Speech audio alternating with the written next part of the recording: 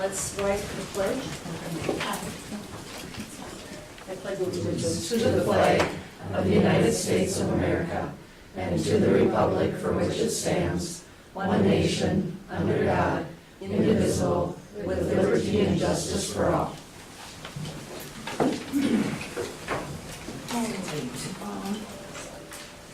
Before we get started here, I'm going to welcome Lisa Macias. She's a math teacher from Detroit Lakes, and she's in training here with Sherry today. She's studying at MSU Morgan, so welcome. Thanks. All right. Number 3.0, let's do approval of the agenda. I have a motion. So moved. Deb, second. I'll second. Scott. Any discussion on that? Not those in favor, vote aye. Aye. Say aye. Those opposed, say nay. Okay. Carries. Okay, section 4.0 is public comment. We have Shane Nord with us. Shane? Hi, Shane Nord, Clark City Fire Department. I'm here to ask, to see if there's an option for us to purchase a little piece of ground from the school. I believe there's a picture, I sent a couple pictures over where it would be located on the end of Wolverine Drive South. We're starting preliminaries on building a new fire hall. What we need to do is secure some property, secure some plans. We have TSP is starting to do some architectural stuff for us. And just thought it was a good area, be close to the school, could help us out with a lot of different things when it comes to emergency management. We've been doing some talking and stuff up here about fire calls, active shooter, whatnot, and we think a fire hall where it would be at would be ideal for the children to run to, secure place, safe place, and close by. I don't know, unless anybody has any questions? Is it the blue area there, Shane? Yes, Okay. whole site right over here by the gardens or whatever. There we go. Thank you. So how big of the area is, does it go up to the gardens or? Yes, when TSP was started initially, it was like 230 by 230 feet or something like that. We're unsure where the lines are actually at. Looking online, it doesn't show the actual borders of it, so we're guessing. But yeah, it's used to be the playground when I was growing up in elementary, so. Quick question for you, Shane. I know the craziness when you go to a call. What happens with people responding? Yep. What side of the street are you thinking that the trucks will come out from? I didn't bring it. Trucks are coming out to the south, and the entry is going to be in from the east for firefighters coming to the hall. There is a proposed, I must have sent it. Did I send the proposed building site? Yes. Yes, you did. So this road now, after conversation, is getting, this is public parking. We'll have continuing driveway back here to enter. Trucks leaving the hall here, exiting that section.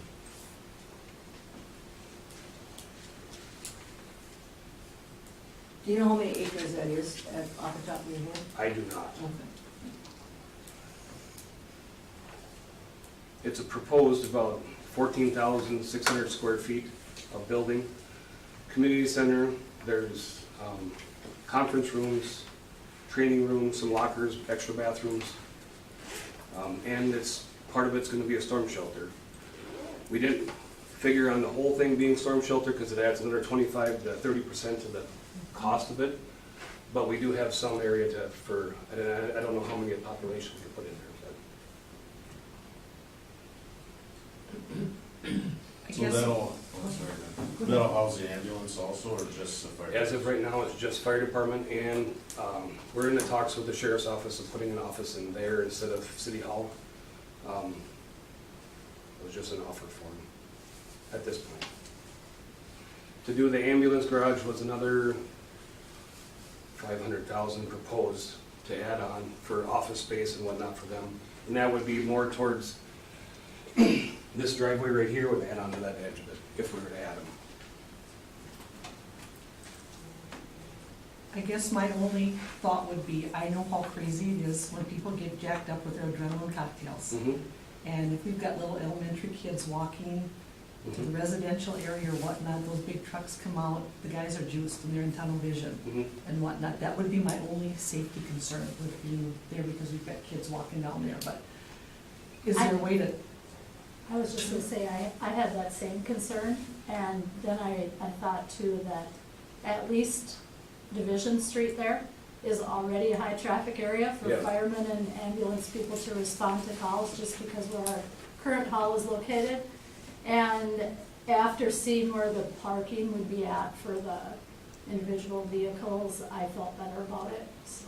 And we do, if, you can go back a couple pictures, but we do have calls now when we have children walking by. They go through the park, they're going up to Main Street, whatnot. And Division Street now, as you know, is changing. So this will not be a through road, that you'll have to come from here, you have to come down here, you can't come straight through across there. That's what they're changing. As far as student driving, I believe most of it goes out the north, or the south, I'm sorry, South Wolverine. But yes, children walking and stuff, it does happen with us now.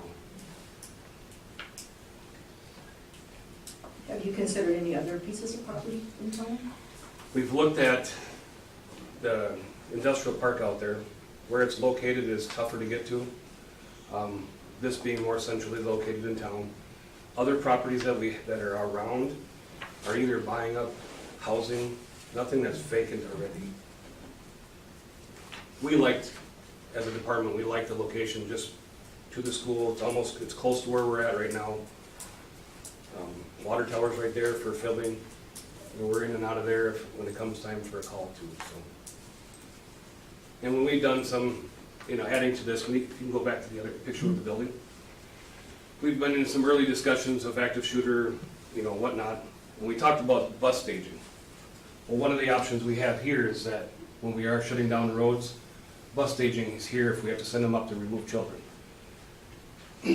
It's not parked on the road, it's not blocking any of the traffic, it's set up in the parking lot that we can issue out without any other complications.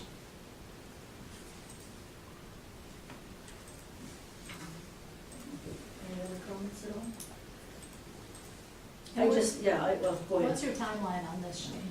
We're in the early stages. They're talking, it could be 5 years before final, if we were to get money right away. We don't have anything secured yet. We're still trying to secure property. We have grants, bonds, whatnot that we're all looking into. Session starts in February, so it could be a year or so before we know anything. We're just roughly right now trying to get numbers together and, like I say, property secured. And it's not that we needed to buy the property right now, it's just if we could get it in writing that you'd be willing to sell it to us, future, like I say, it could be 5 years down the road before we get a chance to.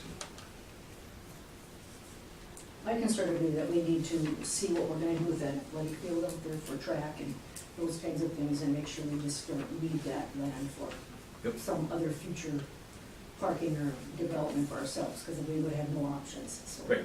We Yep. have to check that out, yeah. Anything else? Well, thank you, Shane. Yes, thank you. Great. Have a good night. Yeah, good. Okay. Number 5, consent agenda. All right, there was a motion on that. Make a motion to approve the consent agenda. Scott, a second. Second. Carnell, was that you? Yep. All right, any discussion on that, or questions? I think just a word of thanks to Tyler for his willingness to stick around until we find a replacement with the shortages that we're facing in zone. Yeah, for sure. And an update that's not on the proceedings, but I did get updated on the agenda. The football boosters are decided 10,000, and the cost of the sound system is about 16,500. Okay, so the number is 10. Yep, Okay. yep, yep. I got confirmation of that today. Okay.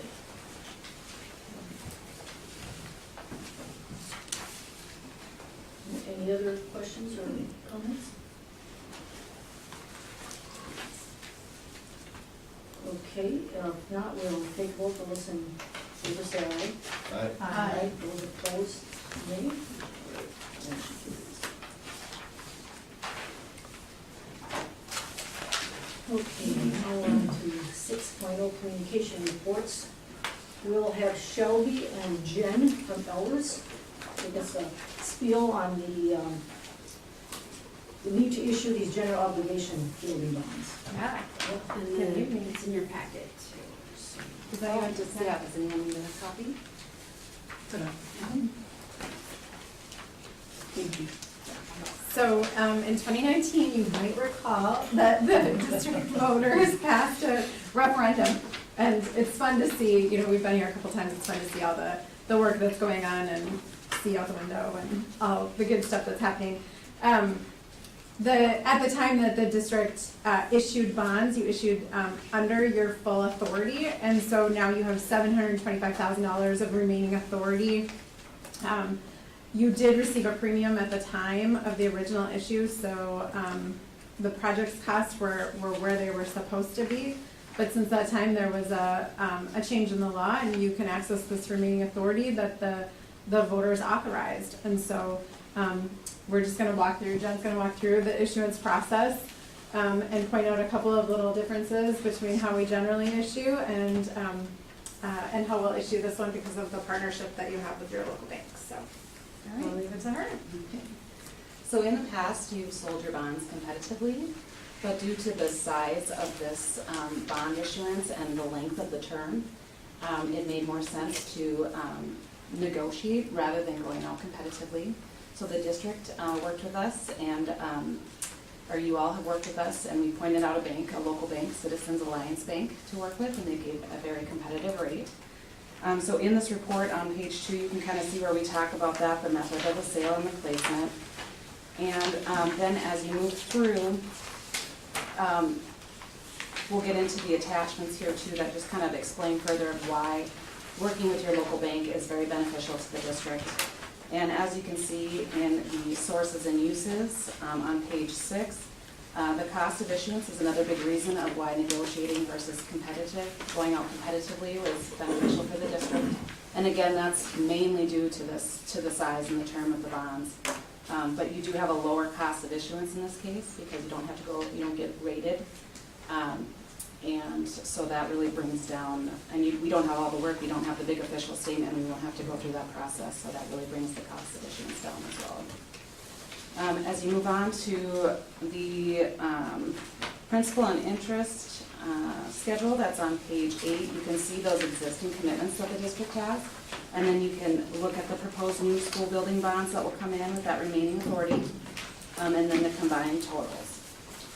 So wrapping it up on that last page, you can kind of see your existing debt and this new debt in chart form, and you can really see that you're still well underneath that 18.95% tax rate that was proposed for the initial issuance.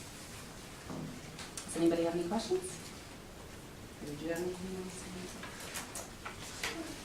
Just a quick question, so if we wouldn't approve this, would this go back to the taxpayers in the form of a tax credit then? No, if you don't approve this, you just don't have the additional funds. Oh, So, no, we're still under the tax impact even with the issuance of these new bonds.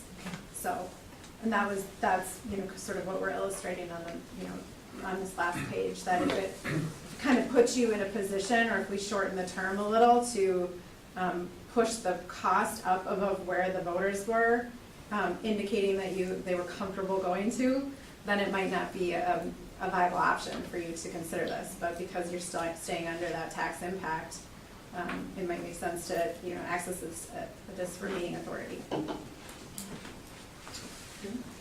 Anybody else have any questions or thoughts about that? And I'll just add to that, kind of the next steps in the process too, is that we'll circle back now with the bank and finalize the terms of the rate, and then we'll be back with you discussing that. All right. Thank you, ladies. Yeah, thanks. Yeah. More good news from you, Shelby. I know, yeah, so. We like to see you. Yeah, so like Jen said, we'll be back and share the results and get that deposited into your construction fund. So, Thank you. Thank you. Thanks, Jen. yeah, get a tour too. Yeah. Bring my closed-toe shoes. Okay, next up, we have Dan and Chris.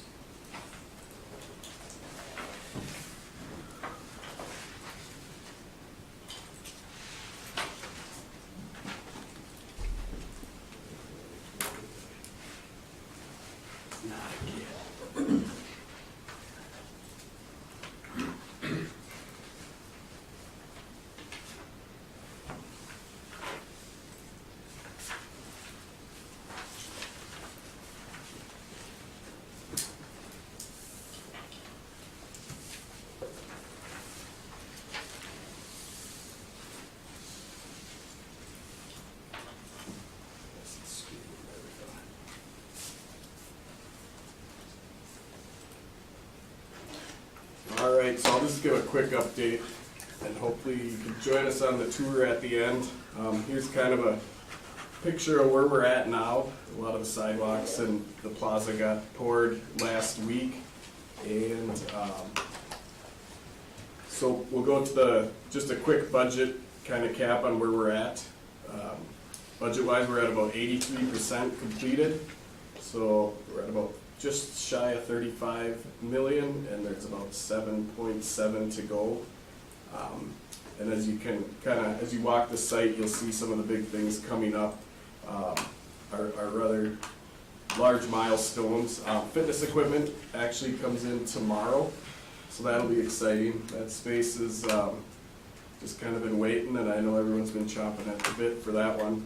The east lot paving will happen next week, so that's all kind of prepped and ready to go. The elementary playground surface is actually going in. They started kind of working today to final grade it. Progress is going pretty well. We're still on schedule. We scheduled the health inspection for the kitchen on the 24th, so just kind of some big milestones that are coming as this all gets put together at the end. So it's not going to be easy, but it's looking like we're going to make it, and we're pushing. So other than that, we can do a tour afterwards. So. All right, how are we standing on our contingency funds? Contingency is at about 300,000 right now, with some of the open change orders that are still out there.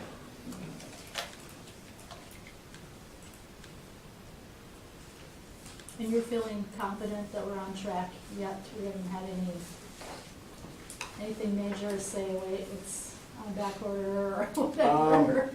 There is, the welding lab will, it might not be totally completed, but there will be equipment. We've been kind of talking with the teacher. That kind of got put online a little later. So there's some lead times on some of that, but there should be at least half of the welders we think will be operable, and then some mechanical work. So, and that was kind of a cool extra that got put into the project because of the capabilities with the budget. So, like I said, some of that equipment with the lead times right now got ordered later because it just developed later, but it's going to be quite the shop. Shane's been helping out with helping Ben choose equipment and stuff, so it's been kind of a fun little, I won't call it a side project, but an addition to the school, and Ben's been involved the whole way, so.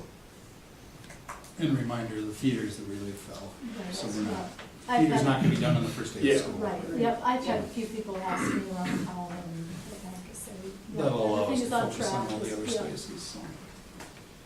So yeah, a lot of like the tile flooring starting in the big commons area and everything, so right now it looks pretty messy, there's a lot of stuff, but it's ceiling tiles. As it gets put away, it kind of just opens up the space, and it's finished product, so it's kind of cool. Will that area be done for? The commons will be, Okay. yes, yep. So kind of the interior of the theaters, like the chairs, and the seating and everything, and the stage floor, that's kind of into, like, probably the end of September, beginning of October, so. Nope, it's staying on track, so. What about the lighting they're waiting for in that elementary lunchroom over there? Right now, so, they sent a prototype and it fit, and then it got overnighted right back. Okay, And what date did they give us? It's like the last week of August, but that being said, we've been talking with the building official, and the temporary lighting in there does meet code, so as soon as they can get those, Wilbur Electric's been battling their, the suppliers and all of that, so we've been checking on it yeah. every other day with them. Madam Chair, may I add a comment that seems appropriate at this time? Yes, you may. About tours. A lot of people are asking about tours, when are we gonna have tours? And Julie and I were at a meeting in Clare City, or in Granite Falls, a couple weeks ago, and we sat down with the calendar and came up with some tour dates. We haven't announced them yet, but we are working to come up with some Mondays. We know that there's a lot of retired people that would be able to possibly come on Mondays. And between Kim and I, we could give some Monday tours, looking at a couple Mondays in September, a couple of Mondays in October. I have a class reunion tour on September 10th for the Clare City, I think it's Clare City class of 1972, their 50th class reunion. And we were just talking a bit ago about doing a big open house on the same morning on September 10th. Because then there's, you know, people at work would have more time to come, and that kind of thing. People home from college, those kinds of things. So we're trying to come up with different times, different days, and we'll be putting something in the paper, maybe the bottom line when we get all these scheduled. But we're just trying to carefully come up with times so that we can meet the needs of a wide range of people. Well, and if you need some of us to help out, if we can, with tools or whatever, be sure to ask. Will do, thank you. Yeah. But, one more thing with that. The big first open house will be September 6th. And that is that day from 12 until 8 p.m. 12 noon until 8 p.m., where all the students come in, the parents are in, the teachers are here. We'll be, several of us available just to share with people. Here's the kitchen, here's how it works. So a lot going on that day, but I felt it was apropos. The kids are gonna be here, the parents are gonna be here, let's make it a tour day also. And besides, before that, right, Dan, we can't guarantee everything's gonna be ready. Yeah, there's gonna be odds and ends. Yeah, and so there's gonna be punches stuff and going on that last week, so. I didn't wanna make But any compared to the promises. start of last year, should be a lot less going on. Yeah, yeah. Moving teachers' rooms and. Right, Chris, did you have something to add to here? We probably can wait until we get to the abatement. Oh, okay, okay, Deal with it there. sure, okay. All right, then Denise, you're up. Good. Yep, good evening. Just wanted to share with you our summer activities that we did. It was a busy summer. I guess it's a good problem to have that we were busy. I attached to my report our numbers. We went all the way back to 2017. Our numbers have been good.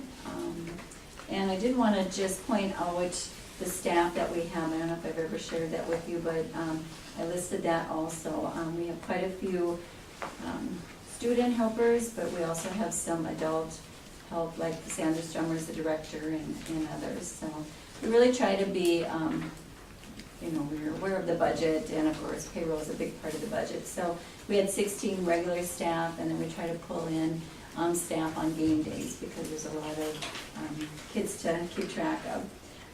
So it really was a good summer rec program. I want to just mention a couple other highlights with the program.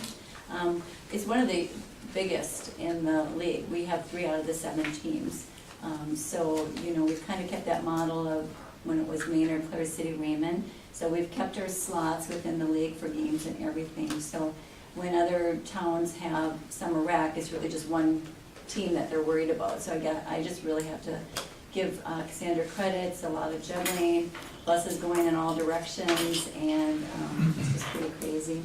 And one highlight too is that we had 3 AAA teams this year, which we hadn't had for, I want to say 7 or 8 years, so our numbers are good with that too. We added tennis again as an option, and that seems to be growing. We're really trying hard to keep our softball program part of summer rec. We're the only school, or the only summer rec program that actually has softball anymore. Granite Falls is down to 1 team, so I really have to search out games for our softball program, but our numbers are decent, so I want to keep that growing with that. Raymond again was a central location. We provided shuttles for Maynard and Clare City. I think families really appreciate that. We host the summer rec playoffs in Raymond, and that's a super huge morning because they're coming from all the different schools, and it's just a real huge undertaking. T-ball, we switched that this year from 8 to 8:45 in the mornings and offering it on Monday and Fridays. We just felt it was too hot to offer at 11:30 when, it's about 90 degrees and so forth. So that was a good switch. I want to mention and thank Debbie and Brian Brand for doing the night T-ball. I think our numbers were even better this year with it, and I can't imagine how much work that is for that. We added pool trips again. I'm doing more with the night baseball program. I took on the registration, jerseys, hat, and lining up the coaches. I listed the coaches also in my report. We couldn't offer the program without them, so we really appreciate that. One challenge that I do run into with the summer is the scheduling of the fields. We just don't have enough. We took out 2 of them that work here in Clare City. So I run into, because we're running the softball program, they need the fields. We've got the Rockets using the fields, and then I've got 4 baseball teams needing fields. So just something that, you know, is a challenge with the limited fields that we have right now. So just wanted to bring that up as something to give thought to. The other thing for our softball or summer rec program, we did get the Share the Glove grant through the Northwoods League, and Cornell shared that grant with me. So we applied for that, and there's only about, you know, a few that are given out, for the whole Northwoods League, which includes Canada and so forth. So it was really great to get that, and the Stingers have been great to work with on getting us the equipment that gave us. The community garden's going well. Orville Mice, as you know, passed away, but Keith Harps has taken on the lead for the garden and God's Garden. ECFU, we're having an open house picnic on August 30th. It's our first year doing it. It's going to be on the preschool playground, so we're excited about that, and we're really hoping that families will come out and enjoy that. I'm working on the fall-winter booklet right now, so if you have ideas for classes or activities, please let me know. Also, it's really busy with youth football as we offer 56ers, 34th grade flag football, and winter, and so forth. The auditorium, I'm planning on visiting some of the area auditoriums and visiting with them on how they use it for their community. You know, the policies that they have, you know, just the kind of learning from people that are already doing it. We do have Nancy Harms planned for December 10th. So we're pretty excited about that. She's doing a tour right now, like in New York area. So she was willing to come back and be our inaugural first show for that. For facilities, August 13th, Maynard will be at West doing an all-school reunion. Scott's been huge in making sure all the things that they need is taken care of. August 13th, actually, not the 20th, will be the Harvest Fest softball tournament. Zach Nelson will be using the fields again in Raymond for the youth baseball league that he does. And then I'm going to be looking at redoing the board policy as we have grown our facilities here. We have to look at what we charge people to use them and how we're going to use the space and make it available for the community. So that's on the horizon also. So, any questions? All right, thanks. Thanks, Denise. Okay, next up, elementary principal, Mr. Kent. All right, good evening, everybody. I will keep things short and sweet for you tonight. We have our new teacher in service is going to be on Wednesday, August 17th, coming up here soon. So we're excited to get them in the building. And then we'll have our all staff in services on August 30th, 31st, and then September 1st. With our open house, as Sherry stated, on September 6th. Class rosters will be mailed out on Friday, August 19th, and we're doing that just kind of uniformly this year with preschool through 5th grade, just to make sure that everyone gets their letters at the same time. Some people aren't finding out beforehand, so I think that'll work out nicely. Hiring, we filled our 5th grade position. Alexa Yeager was hired last week. She will be coming in tomorrow morning to fill in some paperwork and work with, I believe, Kim and maybe Nikki, and then I will be meeting with her after to show her new room, so I'm excited to get that filled. On the flip side of that, we still have our long-term 3rd grade sub position open, and that will be September through December, Christmas break. And then, as was already stated as well, with Tyler Anderson resigning, we do have an elementary physical education position open. Those are still both posted. 3rd grade long-term was just reposted. But I do want to thank Tyler for sticking around, being that is a difficult position to fill. So I thank him for being flexible with us with that. Our literacy plan, We are meeting, I believe, for a final time on the 17th. And then we're gonna be looking to bring that to the board for approval at the September meeting. Also, I added this one in. We have been working on a video for our new drive with Captivate Media, and I believe we're on our second draft of that right now, so that'll be shared soon, probably on our school website. Thank Sherry for allowing me to put about 25,000 miles on her car as I did multiple loops around there. I think I ordered a new set of tires and an oil change. But that looks really good. We made just a couple of tweaks to it. So I'm excited to get that out for everyone, just so we have a better idea of what lanes people should park in, where people can drop kids off, how the crosswalks will work and everything like that. So I think that'll help clear things up, being a lot of people maybe haven't been to this section over here on the south side. Last thing, a couple things I have, just upcoming events. We have our huge paraprofessional training here on the 18th with 6 or 7 school districts. I think we have 140 or 150 paras coming, so that's going to be an awesome event. So I'm excited to get everyone here for that.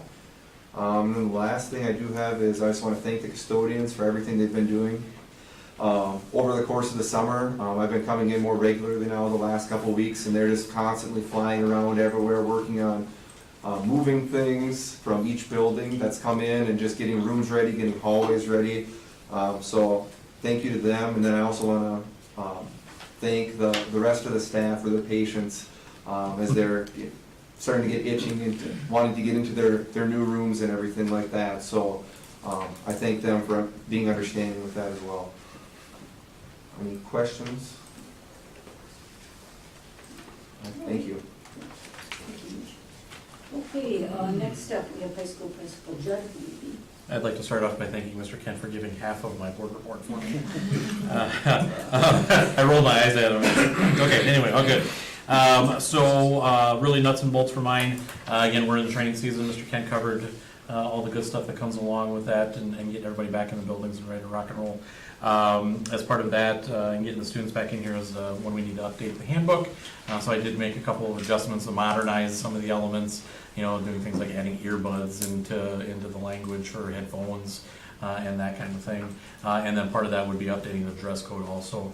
As part of that, I really think, I think in my notes I said that, the responsibility of the adults in the building is that when students need to learn something, it's our responsibility to give them the guidance and help them learn from that. And really, the time we should act as the adults in the building, I'm not just talking as an administrator, but any of the adults in the building to take a time to talk to a student would be when the educational process is being interfered with. It's a little bit of principal speak when I say that, but when learning is being interrupted because of something, it doesn't matter if it's because of a hat or a shirt or because somebody's walking down the hall playing a bongo. When there's an interruption, we need to make sure we're doing our due process and doing things the right way and talking to kids and making them feel valued. And just so you're aware, part of this was me talking to the students through the course of last year to get some feedback from them on that, on dress code and hats and things like that. So ask that you take that into consideration. Also, I do want to point out that should the handbook be approved and the policy updated, I do plan on going back into the handbook. Carmel, thank you for bringing up the point. Carmel caught something with the nurse and 3 buildings being referenced. So just going back in and tidying up. That's not stuff that needs to be formalized. When, in my eyes, I'll say that's not something that needs to be formally voted on. I can go back in and make that change. It's not affecting anything other than just bringing it up to speed.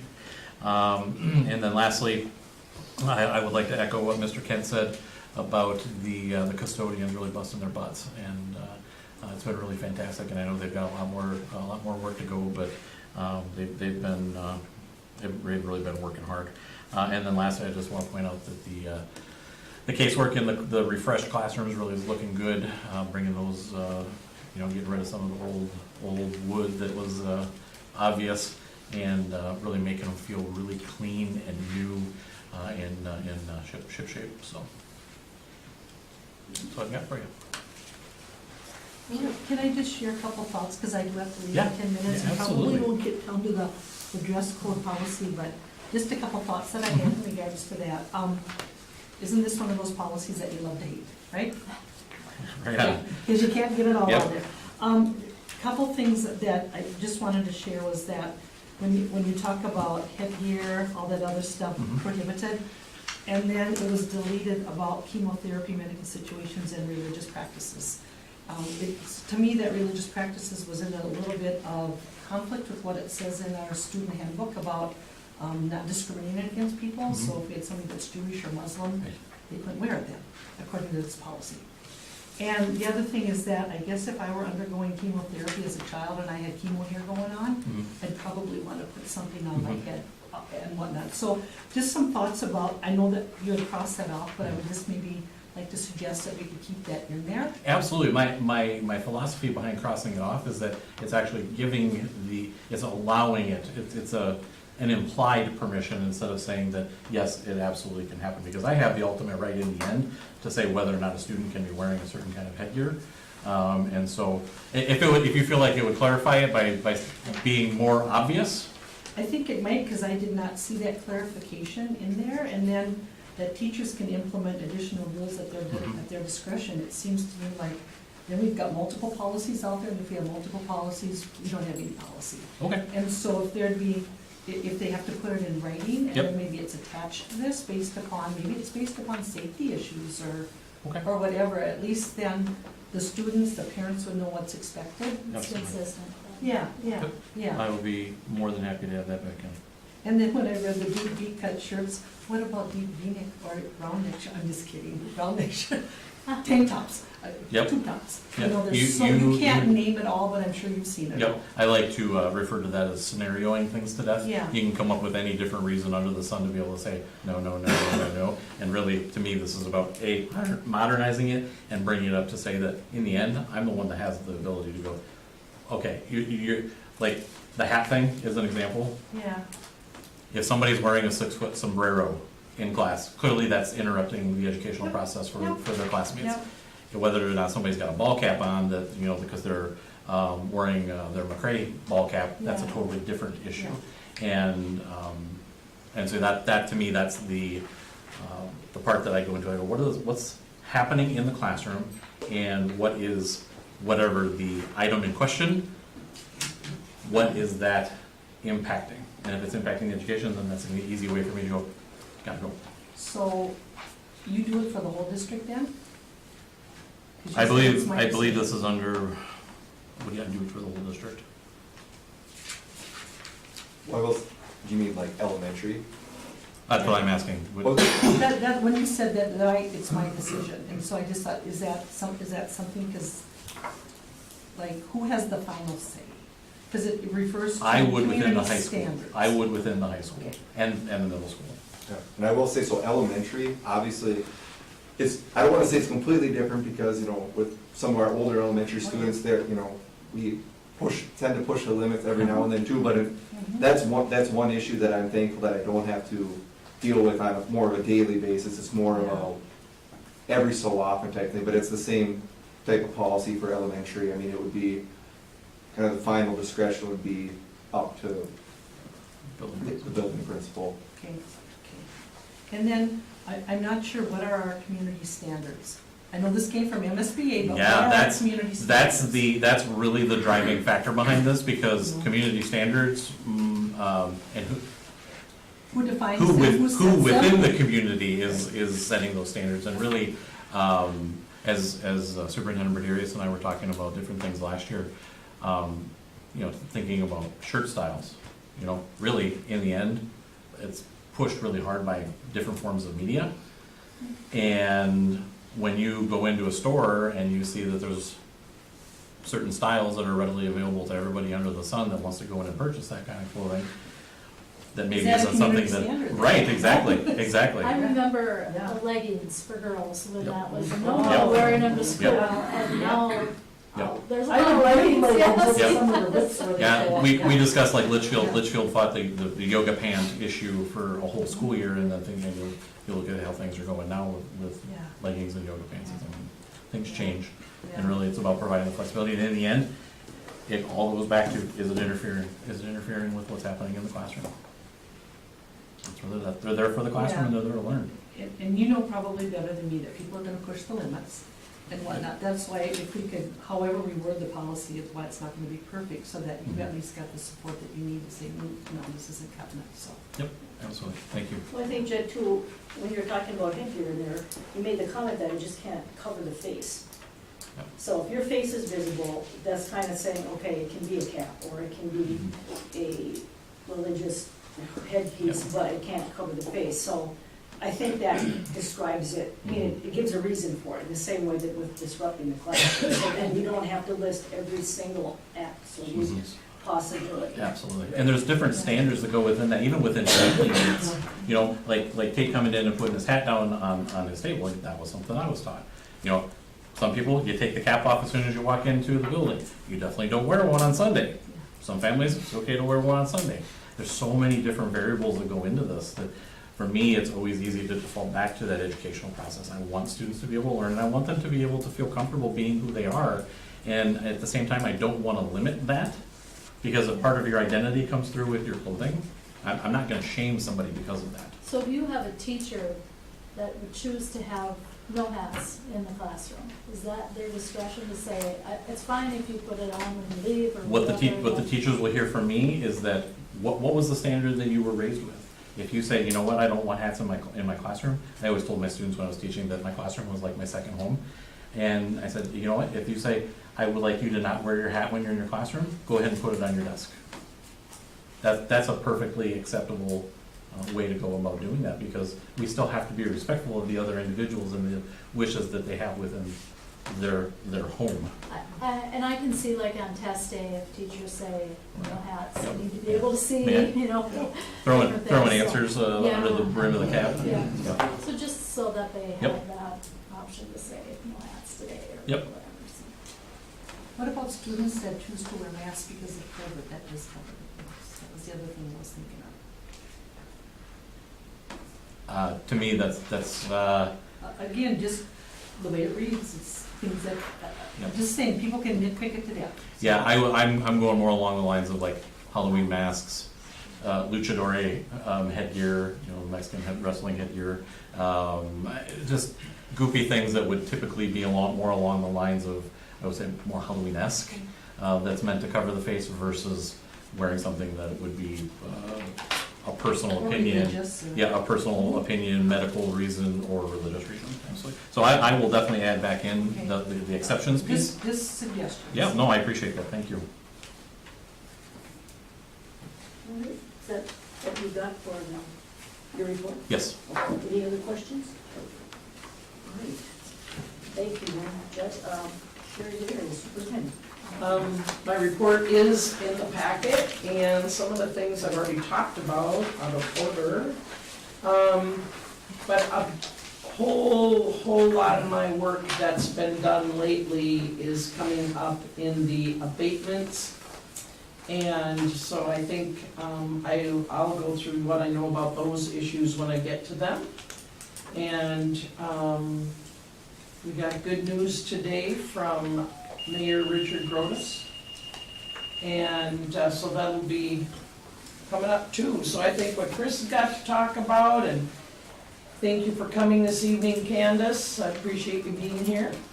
And we can get into that when we get into motions. And then, Julie, you were gonna make a, Yes, I was just gonna remind people that those applications for school board positions are due on 16th. By the 16th, at 5 o'clock. And 5 o'clock, yeah, it's okay. So, and that's the Tate, Deb, and Lane's districts, so let's get the word out if anybody's interested, they gotta get that application in, so. That's all I've got. Let's go to business items. Chris, you wanna talk a little bit about the abatement before we discuss that? or do you wanna just start with abatement at East? Let's take Yeah. East Just started first. abatement at East. Again, this is IEA's work. They weren't able to be here, so I'm helping them cover this a little bit. But I guess the one thing I want to clarify with East is that unfortunately, the way the spec was written, we have to approve the entire bid. It doesn't mean we are tearing down the gym and the 4 classrooms.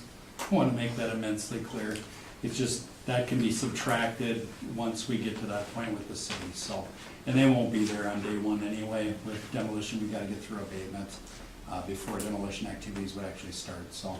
And the abatement guys know that they're not supposed to go into the gym unless we give them the go-ahead anyway, so. Just, again, we're approving that total amount, but at alternate number one, I guess, let's call it, it'll be on hold once we award the project, unless we hear of it. That would just be a deduct then. It'll be a deduct to the total contract, so in essence, they're never gonna be paying that amount. Well, that just guarantees that's the price. That Correct. they won't change the Yep, price it just later. locks it in, and it's a known quantity at this point. And just a reminder, then what Chris is talking about is on the back of the, it's the first chart in your packet that looks like this, Just the with letter. all the specific costs and the ad alternate. So with East, you'd be looking to award $213,200 to MAAC, who's out of Montevideo. I'll make that a motion. All right, do we have a second on Second. that? Carmel? Sure. All right, any other questions or discussion on that? I appreciate Chris working diligently with Mayor Tenson in Raymond. Earlier this year, we were meeting with Ardell back in January. Mayor Ardell Tenson did return the letter indicating that that was what they wanted to do before January 1st. They wanted to save part of the building. And the three of us together met many times. We met about the playground, we met about the building, and then Chris knowing so much more about abatement and stuff like that, and structural supports that will need to be happening, continued a lot of discussions, but Ardell and I were in contact throughout the process. So just related to that latter part, again, we just received that design for the structural support of the wall on Wednesday of last week, so we're behind a little bit in getting those bid documents, but we really needed that in order to evaluate that and see what shoring is gonna be needed. I think we've got a schedule that'll get us back on track. We're not that far off, but probably looking to bring bids to the city council, because they're gonna have to basically agree that they're paying for the structural shoring portion of it. And we need that in place before we bring it back to the board. Sherry and I have been talking possibly about a special board meeting on the 26th of September. If we bring that back for award at that point, we probably know everything in place at that point, and attorneys would have had a chance to draft up the necessary papers and the risks and, you know, the non-compete clauses and things like that, that we're not gonna, you know, we don't want a private school eventually taking over the building and competing with McRae schools, so those will be the things we're doing in the next month, due diligence on, and it's coming together. It's taken a while, but I think we're finally gonna get there where at least it will be out of the district's hand and the city can do what they want. And then after that, do you have a date for the demo bids at all? Yeah, hang on here. So we'd be looking to tentatively issue those on the 16th of August. Oh, okay. Pre-bid walkthrough tentatively the 25th, that date may change, but bid opening would likely be the Thursday, September 8th. Okay, so that opening would be in September sometime? Yep, and then the 12th is their city council meeting. They'd have everything prepared for Ardell, and if we need to attend, we'll attend to walk them through it as well. All right. Appreciate ICS's work on this, everybody. Chris has put a lot of time into supporting the city of Raymond and getting, working with Mayor Tenson, so really appreciate that. All right, that was 7.1. So 7.2 is the motion to approve the west abatement. We have to vote on it. Oh, I'm sorry. Yeah, let's do a vote on 7.1, the motion to approve the east abatement bid. Those in favor say aye. Aye. Aye, those opposed, nay. Okay, that motion carries. All right, now we can go on to 7.2, which is the motion to approve the west abatement bid or the purchase agreement. So, Jerry, Let's do you get a wanna take the motion. first part of I it? was gonna say, You should we go get a for it. motion first? Huh?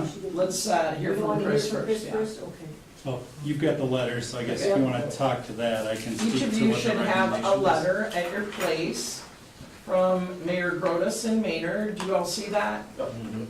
I received that this afternoon, or this morning maybe. I did hear word, again, I want to thank Candace for her work on this. She's worked tirelessly, between, Mayor Grotus and, John Kelly and myself, and, kept us surprised along the way. But in this letter is a letter of intent for the board to indicate that I don't know what I have to say, copy. The Greater Maynard Community, Yeah. yeah, there you go. Yeah. Dear Sherry, regarding McRae West Elementary School, the Greater Maynard Community Fund would like to purchase the McRae West Elementary School building as is for $1. If you have any questions, please call me, or John Meyer. Thank you. So, I do not have the $1. So if you do decide to make a motion to accept this, I would recommend that the motion include pending the $1. Purchase But I price. would imagine that's coming. Okay, so that property is just the property the school sits on, like that 5-acre chunk? Because then Correct. there's another, like 10 acres to the Yep. north of that, okay, Correct. so this includes the school. It may require a little bit of cleanup, because in reviewing the plat, it does look like, it's one of the wings that sticks out to the west, is like A maybe little bit. 3 feet over the line, Okay. which isn't all that uncommon, but we can easily clean that up when we Okay. work with the sale. I will say that, the district's attorney will have to review this and create like a purchase agreement for the $1. The non-compete clauses as well will have to be in there as well, I highly recommend. But for the most part, that will affect, I guess, the next part if we want to talk about the bids. So, I have forwarded this letter to our attorneys at Kennedy and Graven requesting a response to this, with a contract, for a contract to be created. All right, then along, Lane has a question. oh, I'm sorry, Lee.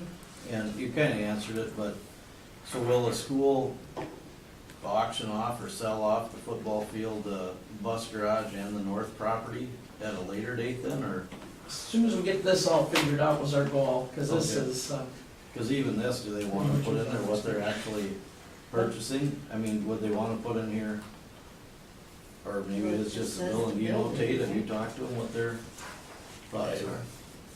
Well, that would be in the agreement, that the legal agreement would spell out what they would be getting, yeah. So basically, the building sits on, there's the street that goes to the Yeah. parking lot, that's all. The street's a little vague, whether there's actually a real easement there or not, but Okay, basically from there to the other side of the school where that service road is, that services the fire hydrants and those things, that's basically the slice that the building sits on. That would be the cleanest in my opinion, just, you know, that's the dollar right there, and beside on the football field and the property of the west at a later date. okay. okay with that, Lane? Yeah, I just wouldn't sell it all, but that's if some, you know, it's gonna be hard for somebody to take the football field. I know the bus garage, I've had people ask me, they Yeah. wanna buy that. Mhm. I didn't know if the city would want all that property to develop for housing or what, you know what I mean? Well, I Otherwise, think we're taking care of all The that. thought was that there's actually a real value though to those, that you could actually get market value Yeah. potentially No, for I'm okay with for a that. developer rather than the dollar trade, so. And I think right now, the way that's platted out, those are 3 separate pieces of property. Correct. Or 4 separate pieces, so it's Okay. already easy to separate this one. Yeah, other than cleaning that one little boundary up, it's 3 distinct pieces of property. Yeah. Good. And then when would this take place? Do we have a date set for that? No, we'll The have rest to of get, it? Well, I mean, No, no. we'd be able to use the school this fall yet with the. That would be one of the things we put in the contract, is the ability to use the, Locker. Yeah. Okay. Yeah, and then what day they actually take possession and all that stuff would have to be determined, so, okay. So then the other option, if this isn't approved, is abatement bids for that building. yep, so the easiest thing right now would be table or hold the bids. And I would recommend holding the bids until we've got a signed agreement in place. Because you do have a set dollar amount here in writing on a bid that if we have to go that route So and how- pursue demolition, that we at least have, the district's protected in that regard. How long do we have to have before, I mean, how long could you hold it? I'm checking on that. Typical is usually 30 to 60 days, but they didn't really write it in their spec. Okay. So that's what we're checking on right now with IEA. Okay. But there's no harm in tabling based on the information that's at hand right now. That should be understandable by the contractor. Okay. So when we make a motion, is that combine tabling one and selecting the other, if that's what people want to do, or do we need a motion to table it? I would do a motion, I would do Separate. everything separately so that it's clear in the minutes. Okay. So I would do, deal with this one that's here, and then we would add the, Okay, let's see if there's have a motion for this purchase agreement at West Elementary. Anybody want to make a motion for that? I'll make a motion to accept the purchase request. Okay, Tate? are we doing the purchase request now or the abatement? No, the purchase request, is that correct, Tate? Yes. That's- sounds We'll correct. call that 7.2. Yes, it's actually two parts there, but, okay.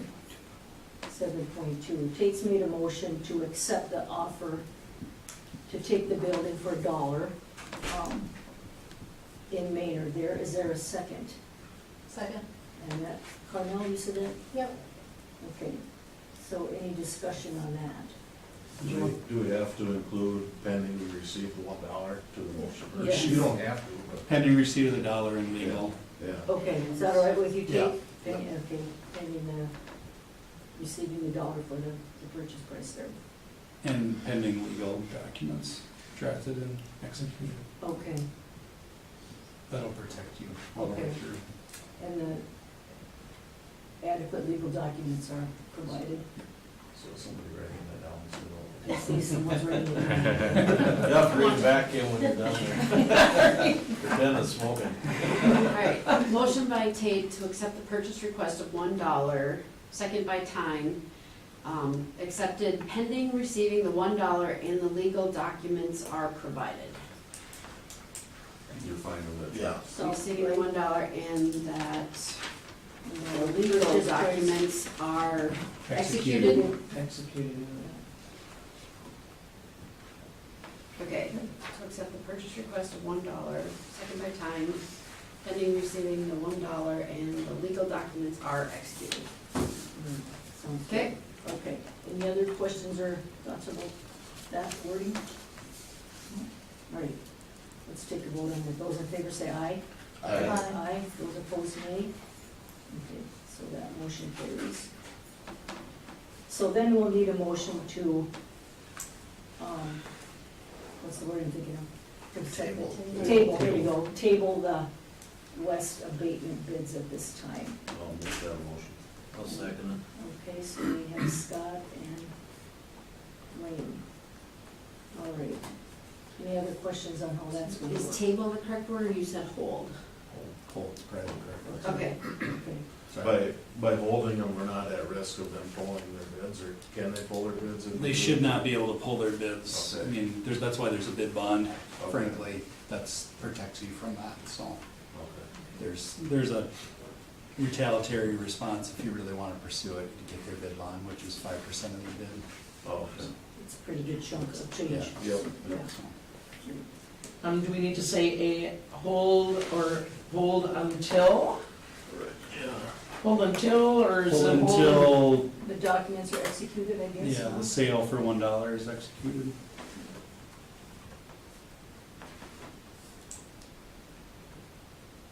And like I said, I'll follow up with IEA tomorrow to figure out what our timetable is.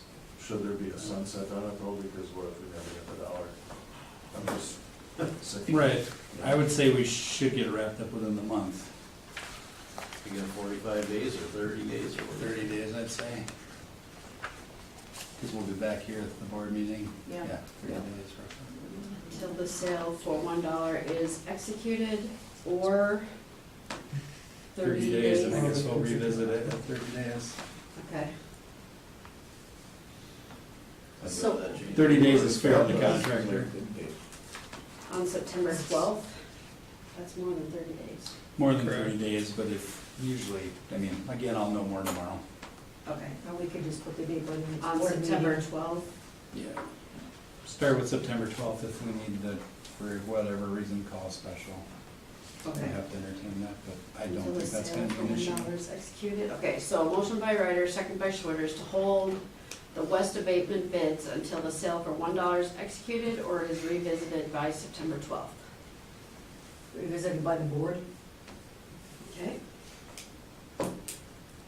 So is the abatement contractor aware that this might not No, happen? because I was just made aware I was made aware of the letter today. Okay, So, and again, it's technically IEA's work, so. we and it's haven't two been able to- separate bids anyway, they're not Yep. tied to each other. Yep. They're separate. And they were two separate bid days, so the contractor should be fully aware that. It's two separate projects. you said. Correct. Okay, I know he wants both, but the reality is there's not a project. the it other might side just be anymore. one. Right. Okay, any other discussion about abatement?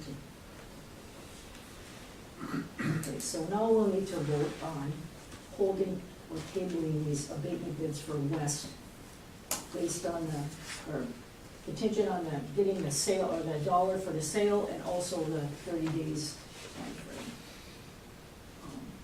To get all of that taken care of. All right, those in favor of holding the abatement, say aye. Aye. Those opposed, nay. Okay, that motion carries.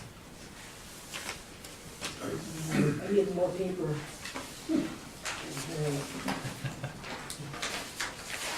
Okay. All right. Now, we're down to 7.3, was a motion to approve a resolution stating the intention of the school board to issue those general obligation school building bonds that we heard Shelby and Jen talk about.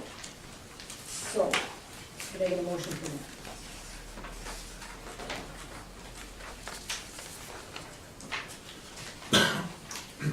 I can make a motion, Dave Cardinal? just gotta find where they are here. Well, 3 It's pages. lengthy. Is it? Oh, all right, I forgot that was Starts the, in- well, yeah. Can you just do the title and not do the entire thing since it's that long? I mean, look how long. there's gotta be like a wrap-up paragraph or something there.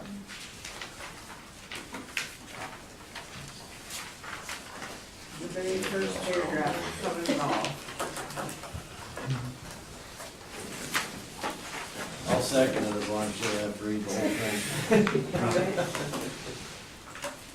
I'm fine with shortening it up, but that's up to you.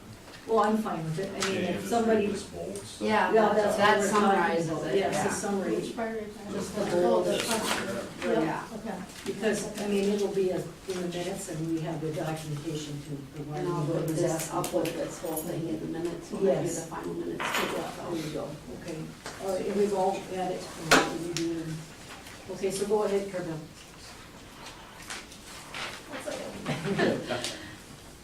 Resolution stating the intention of the school board to issue general obligation school building bonds, series 2022A, in the maximum aggregate principal amount of $725,000, and taking other actions with respect thereto. Is that all I need to say? Okay. Doesn't sound That's all right here. Yeah.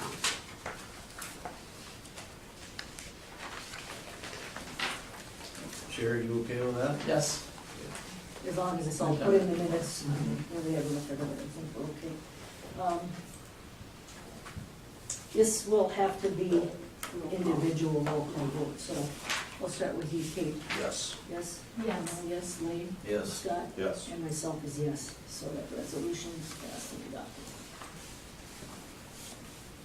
Okay, now we're to 7.4, that I need a motion to approve the student handbook.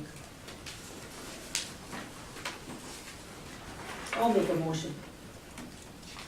Any second on that? I'll second. Was that you, Scott? Yep. Okay, any discussion on that? Is that with those included changes that we Yeah, talked about? With Or was the there, or is that the policy? That was in the dress code. Oh, okay. yeah. Well, that's part of The handbook and the policy are in alignment, so Yep. I'll add in the exception portion, even though it's technically covered because I'm allowing more leniency, but Okay. I'll make sure it's in there. Yeah, okay, all right. So basically approving the handbook with the changes that we discussed. Okay. Any other questions on that? If not, take a vote, those in favor, aye. Aye. Those opposed, nay. All right, that motion carries. Okay, 7.5 is a motion to approve policy 504, student dress and appearance. Need a motion on that? I'll make a motion. Would you take second? Second. Scott, okay. Any discussion on that? Okay, if not, those in favor, aye. Those opposed, nay. Yes, motion carries. Number 7.6, motion to approve policy 524, which is internet acceptable use and safety policy and form. Can I get a motion on that? So, Who's that? Lane, I believe, yep. And a second, please? Second. Cornell. Okay, any discussion on that item? And I believe that's all of that includes the stuff you talked about Yep. last time, Jesse, right? Yep. I mean, it should be- Correct. Great. Okay, any other questions on that? Not, those in favor say aye. Aye. Those opposed, nay. All right, that motion carries. Okay. Looks like we're to the end here. It's 7:07? 7:07, okay. I need a motion to adjourn. I would make a motion to adjourn. Scott, and a second? second. 8, all right. We're adjourned. Those in favor say aye. Aye. Those opposed, nay, okay. What am I gonna do when you're not on here anymore to remind me of that? Somebody will say. Somebody will have to. All right, thank you.